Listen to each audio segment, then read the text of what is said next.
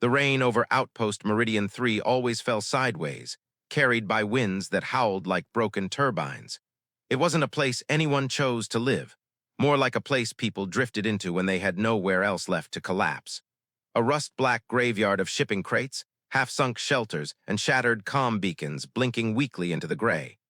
Elias Ward had been here long enough that the storm no longer startled him. He'd learned the rhythm of it, the way the wind dragged its metallic claws across the walls, the way the generators coughed themselves awake after every power hiccup. He fixed things. That was his value here. Broken heaters jammed water pumps, smashed drone rotors. If it was dead, he brought it back. If it breathed, he kept his distance. Tonight, though, something broke that wasn't metal. He first saw the shape through the curtain of rain as he unloaded a crate of thermal blankets from his truck.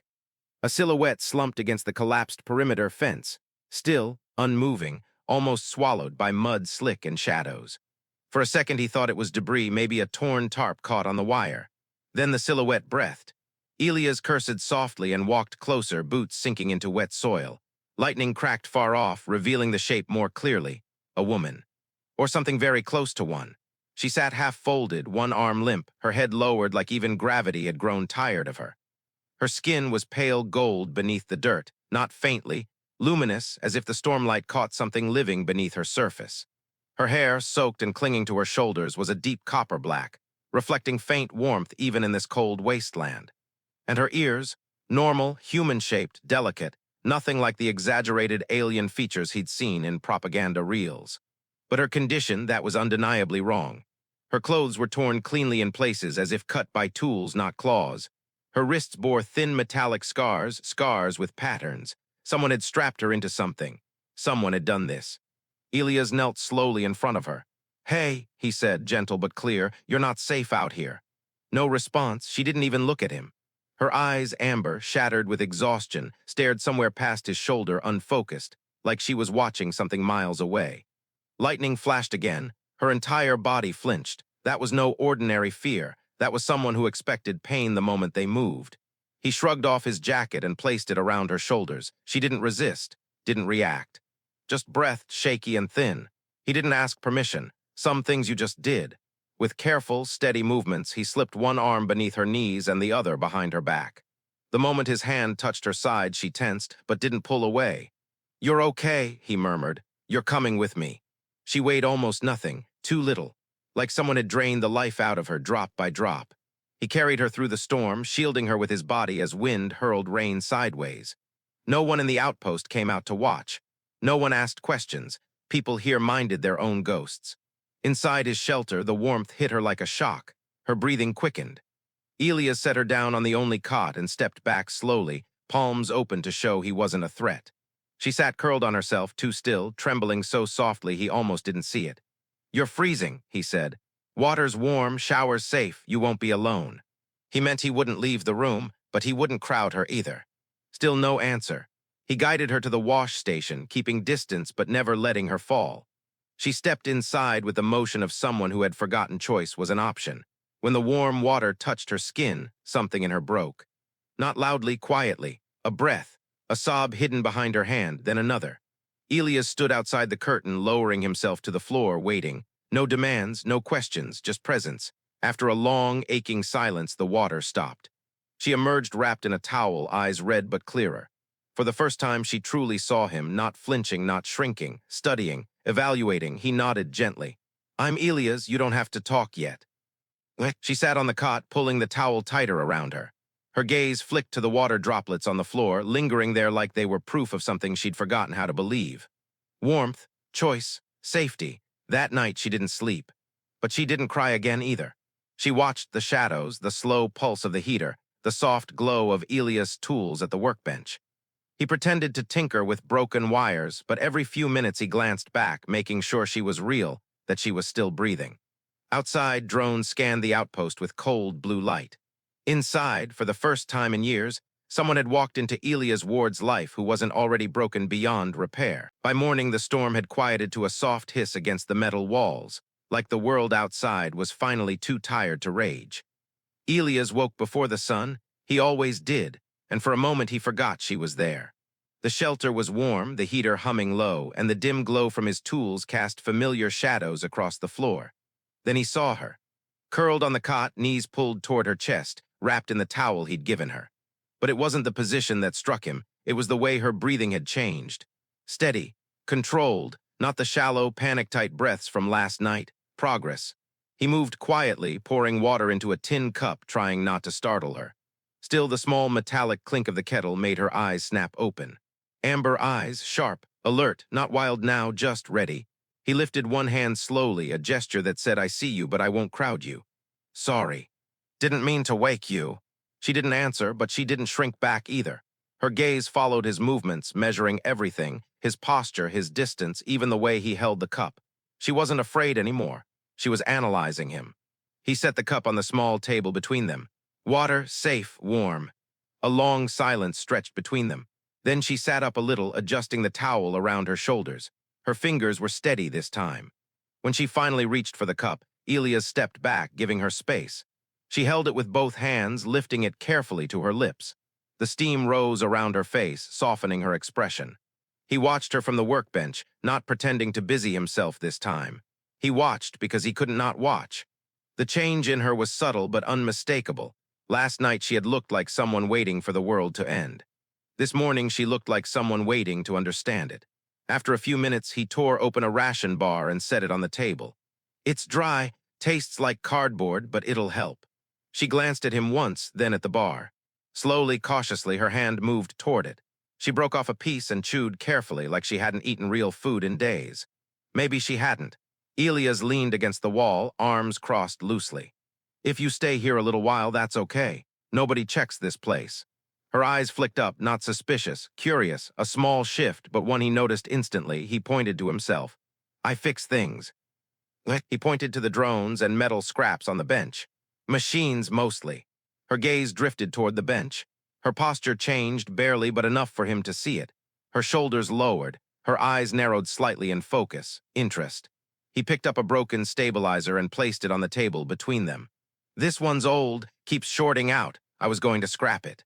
She stared at it for a long moment. Then her brows knitted, her gaze sharpening like a lens coming into focus. She didn't touch it, but she leaned closer, studying the fractured panel. He didn't speak, just let her observe. Then, unexpectedly, she lifted one hand and traced a shape in the air above the stabilizer. A slow, controlled motion, like turning something or unlocking something unseen. Elias blinked. You know this model." No words, but her eyes told him enough. She remembered something mechanical, something precise. She curled back into herself quickly after that, as if she'd revealed too much, but Elias didn't push. Instead, he simply nodded, his voice soft and warm. "You can help me fix it later if you want." He didn't miss the way her fingers tightened around the cup. Not fear, not rejection, something else. Hope, maybe. The rest of the morning passed in quiet. Elias worked on a worn-out air vent while she sat near the heater, her gaze drifting between him, the tools, and the door. Always the door. He realized then that she wasn't watching it to escape. She was watching for danger. Someone had taught her that safety was temporary, conditional, fragile. By midday, the clouds outside began to glow, pale sunlight pushing through the gray. Elias stepped to the window and looked out over the wasteland. Sector Meridian 3 was waking, slow, sluggish figures moving between shelters, drones scanning rooftops. He sighed and turned back toward her. "If anyone comes here looking for you, I'll say I didn't see anything." Her head turned sharply. A flicker of alarm lit her eyes. He raised both palms. "I'm on your side, even if I don't know your story yet." She stared at him for a long moment. Then her gaze softened just slightly. Something unspoken passed between them, something fragile but real. A connection. Later, while the heater hummed and the faint hum of wind drifted through the vents, she rose from the cot and walked closer to him. Elias didn't move. He let her approach at her pace. She stopped just a few feet away, close enough for him to notice the faint golden shimmer beneath her skin, now clean and free of grime. Her hair, drying in soft waves, brushed the sides of her face. She looked different in daylight, still otherworldly, but not in a frightening way, in a way that made her feel too delicate for the ruins she'd been found in. Finally, she spoke. A single soft, breath-shaped word, "Ella." Elias blinked. "Is that your name?" Her lips parted, hesitant but brave. "Ella." The day settled into a quiet rhythm. a rhythm that felt almost unnatural in a place like Meridian 3. Too soft, too still. As if the outpost itself were holding its breath, unsure of what to make of Elias and the golden-skinned stranger now sharing its walls. Ella, her name lingered in the room like a warm echo. She stayed near the heater for most of the morning, legs folded beneath her, fingers loosely intertwined in her lap. She didn't cling to the corner like before. She didn't flinch at every sound. She watched, observed. Each small shift in her posture was a step outward from whatever darkness she'd crawled out of. Elias found himself glancing at her more often than he meant to. Not to check if she was breathing, not to make sure she wasn't afraid, just to memorize the way the light touched her skin. He hated himself a little for that thought. She was recovering, fragile, still shaking loose from trauma he couldn't even imagine. He shouldn't be admiring her, but he'd never seen anyone carry brokenness with such quiet grace.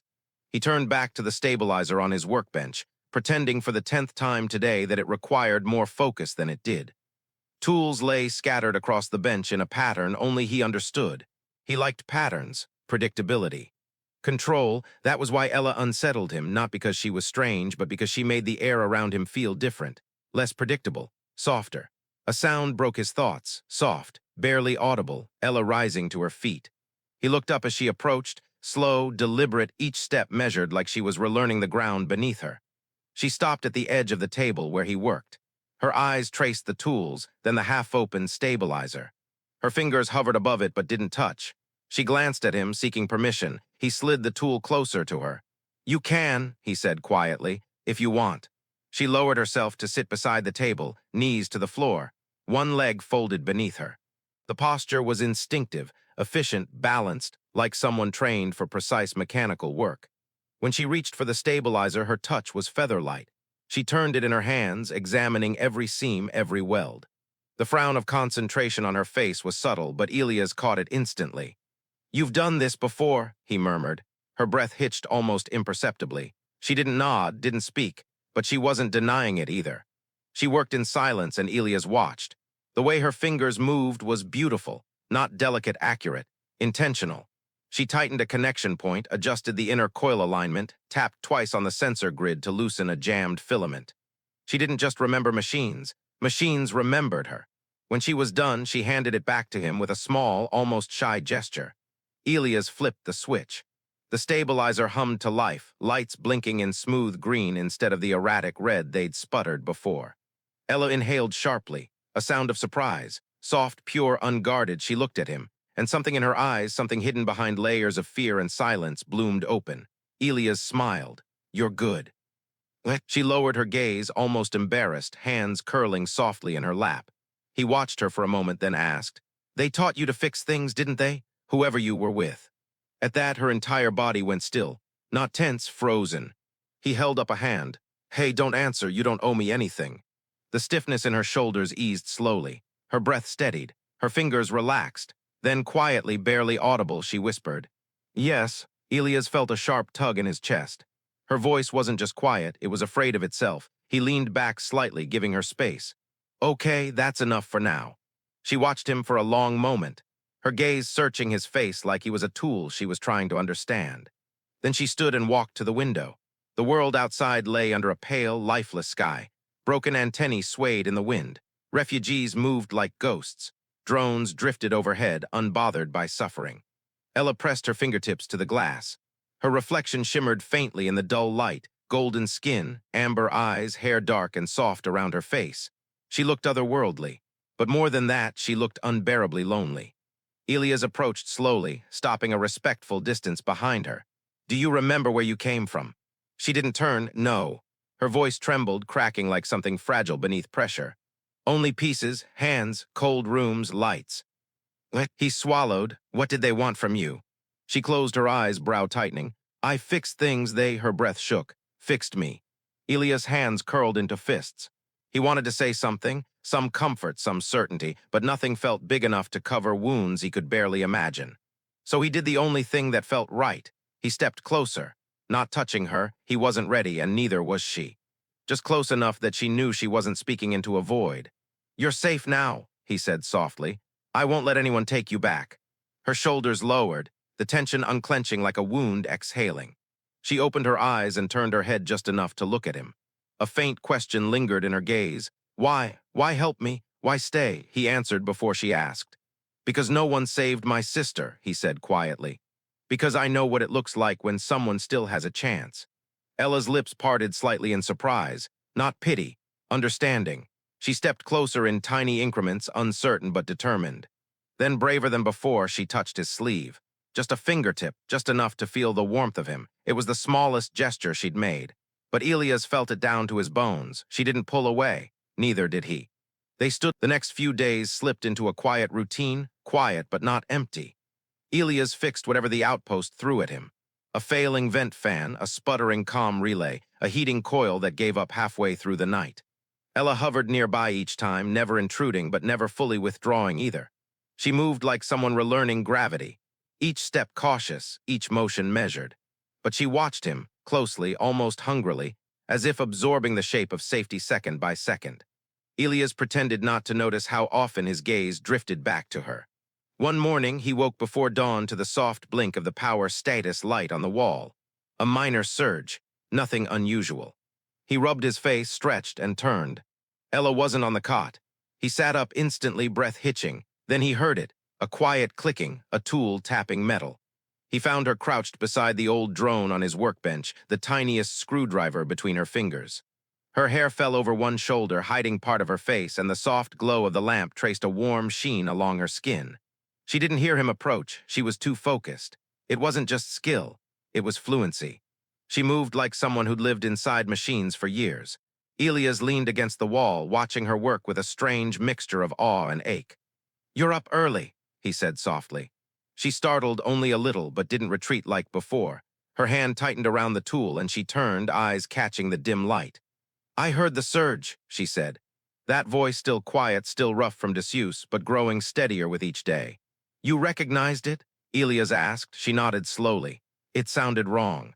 He stepped closer. "You trust your memory more than you think." Her gaze lingered on that, held it, waited. Then she looked down at the drone. It was trying to speak, but the core was misaligned. He smiled. "Machines speak to you, huh?" A small breath left her, almost a laugh. "I listened," she corrected. She resumed working, and Elias watched for a long moment before pulling up a chair beside her. He didn't touch the tools, didn't interrupt. Just joined her in the glow of the lamp, their shoulders almost touching. After a while, she spoke again. "They used me for this." He froze. She didn't look up. "They made me fix what they broke, over and over, machines, systems, people." Elias' jaw clenched. "People." Her hands stilled, fingers tightening on the screwdriver. "Neural rigs," she whispered. "Wiring minds, cutting them apart, forcing them to obey." Her voice grew distant. "They said I was good at it." "And were you?" Elias asked softly. She paused, a long, heavy breath. "I didn't want to be." He swallowed. "You're not that person anymore." Her eyes flicked to him, pained, disbelieving, needing to hear it again. "You're not," he repeated. Silence wrapped around them, warm and fragile. She put the screwdriver down and rested her hands in her lap. "You're kind," she murmured. He exhaled a quiet laugh. "I'm not sure anyone would call me that." Her eyes softened. "I do." Something tightened in his chest. Before he could speak, a sudden thudding roar rolled across the outpost, a low, mechanical rumble that made the walls vibrate. Ella's entire body went rigid. Elias stood immediately, stepping in front of her instinctively. Outside, through the reinforced window, a large patrol drone glided past, its searchlight sweeping low across the ruined street. Not the usual kind. Bigger, heavier. Armed, his pulse quickened. "Stay back," he whispered. But Ella was already moving, not away toward the window, gaze sharp and focused. "That's not local enforcement," she said under her breath. "Its frequency is wrong." "You can tell from here?" Elias asked. She nodded once. "It's searching." "For what?" Her silence answered for her. Elias felt the cold weight of realization settle in. "They're looking for you." Ella stepped backward until her back met the wall. Her breath came fast, not panicked, but calculating. "They're not supposed to come this far into the neutral zones," she murmured. "Someone must have reported an anomaly." Elias cursed softly. "Your people, or the ones who hurt you?" "I don't know," she whispered. The drone's light washed across their window, casting bright streaks across Ella's face. She flinched, not visibly, but internally, breath tightening into a silent knot. Elias lowered the blackout shutter, shutting out the light. Then he turned to her. We'll keep you hidden, he said. I've got a crawl space beneath the floor if they get suspicious. No, she shook her head sharply. I won't hide in a box again. His chest tightened painfully. Ella. I can't, her voice strained. Not again. He swallowed hard, nodding. Okay, then we won't hide you, we'll keep them away instead. Her eyes widened, uncertainty, disbelief, something close to fear of hope. You'd do that, she whispered. He stepped closer, slow, deliberate, letting her see every inch of his approach. You're here, you're alive, you're not theirs anymore. A breath shuddered through her. And as long as you're in this shelter, he said, voice steady, I'll protect you. Her fingers lifted, hesitated, then lightly touched his hand. Not a plea, not fear, something else, something beginning. Then the sound outside faded, the drone drifting away, its searchlight sweeping toward the distant ruins. Only when it disappeared did Ella exhale a shaking breath. Elias squeezed her hand gently. We're okay. She nodded, but her eyes remained on him, deep amber glinting with some. The night after the patrol drone passed was the first time Ella didn't sit by the door. Until then, every evening had ended with her curled near the wall closest to the exit, silent, watchful, ready to run. Even when she trusted Elias enough to speak, even when she fixed machines beside him, even when she said her name, part of her stayed coiled and alert. But not tonight. Tonight, something in her posture had changed. Subtle but unmistakable. Elias noticed it while pretending to organize his tools, though he'd barely touched them. He kept glancing over his shoulder as Ella sat by the heater, legs folded under her, her hair falling freely down her back. Her gaze wasn't stuck on the door anymore. It kept drifting toward him. He didn't comment. Some things broke if you touched them too soon. Later, while the battered solar lamps dimmed into a soft amber haze, Elias sat on the cot to check the damage on his boot tread. A mundane task. Routine. But Ella rose from the heater and walked slowly, quietly, until she stood in front of him. He looked up. Her amber eyes were clearer than he'd ever seen them. No fog of fear, no shadows of the unknown. Just Ella, fully present, fully awake. Elias, she said softly. He straightened. She didn't say his name often. Yes. She hesitated, as if searching for words she'd forgotten how to form. Then she sat down beside him, not a careful distance away, not across the room, but right there, close enough for their shoulders to nearly touch. Can I stay here? He blinked. You are here. No, she shook her head gently. I mean right here, next to you. The words landed inside him with a quiet force he didn't expect. He searched her expression. Was this fear? Was this desperation? Was she trying to anchor herself? But she met his gaze without flinching. She wasn't seeking protection. She was choosing closeness. You can, he said softly, only if you want to. Her lips curved in a tiny, grateful motion, and she shifted closer, the fabric of her borrowed shirt brushing his sleeve. Warm. Real, unbelievably fragile. He didn't move, didn't dare. She exhaled slowly, closing her eyes as if bracing against a memory, then leaned just slightly, barely, so her shoulder touched his. Elias' breath caught in his chest. Not because it startled him, because she wasn't trembling for the first time. Ella's voice was a whisper. When the patrol drone passed, you stood in front of me. I didn't think about it, he said. I know, she murmured. That's why it matters. Silence stretched gently between them, filled only with the hum of the heater and the soft static from the comm relay. Elias kept his hands still, careful not to impose. But Ella reached out, fingers trembling only at the edges, and brushed the back of his hand. Not a flinch, not a test, a choice. He let her fingers rest there. They will come again, she whispered. Not the drones, others, people searching for me. I remember enough to know that. Elias' stomach tightened. Then we'll be ready. She turned her head slightly, studying him. Why do you say we? His response came without hesitation. Because you're not facing them alone. Her breath hitched soft, stunned, almost disbelieving. Then she lowered her gaze and whispered, I don't know how to be safe. You don't have to, he said. Just stay near me, that's enough. Her fingers curled around his with more certainty this time. After a moment, she whispered, I used to fix people's minds, the ones they broke, the ones they needed to reshape. I wasn't trained to heal. I was trained to make them compliant. Elias felt a chill, and you resisted. I hid parts of myself, she said. Little pieces they couldn't reach, memories they couldn't lock, feelings they couldn't rewrite. She looked up at him now, eyes luminous in the dim light. You make those pieces come back. He didn't speak, couldn't. Something tightened inside him, something warm and painful and protective all at once. Ella shifted closer, leaning her temple against his shoulder. He exhaled slowly, carefully, and allowed his hand to move, resting lightly on her back, nothing more than a gentle weight. She froze for half a second, then melted into the touch. The moment held long and quiet until she whispered, "Elias, when I touch you, I don't feel afraid." He shut his eyes. "Good," he murmured. "That's how it should be." Another small silence. Then she lifted her face slightly, her breath brushing his jaw. "Will you stay with me?" she asked, "just for tonight." He looked at her, really looked, at the vulnerability, at the courage it took to ask, at the trust she offered so carefully. "Of course," he said. "I'm not going anywhere." She nodded and rose to her feet. Elias followed her to the cot where she slipped beneath the blanket. She didn't curl against the wall like she used to. She left space beside her, space meant for him. He sat beside her, then lay down slowly, giving her every chance to pull back. She didn't. She slid closer, her hand finding its quiet place against his chest, her head tucked beneath his chin. Her breath eased, deepening into a rhythm that no longer sounded like survival. It sounded like peace. And long after she drifted into sleep, the night passed softly, wrapped in the steady hum of the heater and Ella's slow, warm breaths against Elias' chest. She slept deeper than she ever had. No flinching, no shaking, no waking in panic. Her fingers stayed curled against his shirt all night, as if her sleeping mind refused to let go of the safety she'd finally found. Elias didn't sleep much. He watched the ceiling, listened to her breathing, memorized the weight of her head against him.